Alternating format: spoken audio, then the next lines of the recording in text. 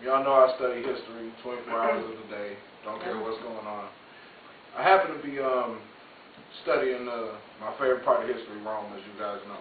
I happen to be studying the decline of it. And I don't like the decline. I like the glory periods.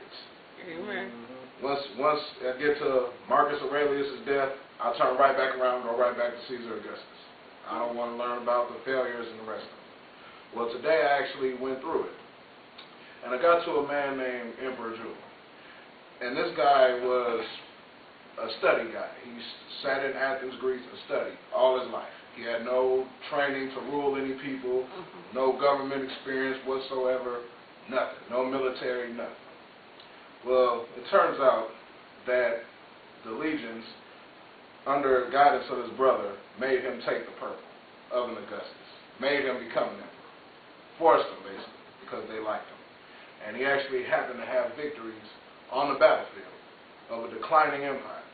A guy with no training, no experience, a bookworm, a philosopher. He was a Christian also. But basically, when he got to all these victories and all this experience and all this praise of the people in the military and all the supporters behind him, he turned around and said that he was a hero of the ancient gods and closed all the churches and tried to reinstate pagan worship. Now, I didn't realize why I read that until, y'all said it was open mic and Pastor Ford got up and spoke and Pastor Twilight got up and spoke. And y'all were talking about the blessings that we're receiving and the oil of apostle and everything. I seen how it all fell in.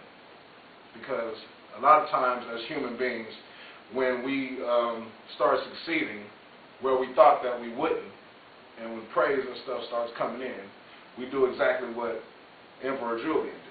All right. We become worshipers of the ancient gods. Amen. We become to think that, oh yeah, well I did this and I did that, look at all the praise I'm receiving, and you know what I'm saying? You kind of gloat on your own self. All right. As he did, you know what I mean? And we ought to be in line and know that without God, we couldn't do none of this. That it's not of our own selves. That's right. You know what I'm saying? And without the power of Christ that strengthens us, we would have no reward. The praise from man and even any notice that we get from it comes from God anyway. Amen. God put that in our lives. Amen. Right. So, I didn't want to get too far off the subject, but that's just how that spoke to me. And I thank God that He gave it to me to share with you guys. Amen.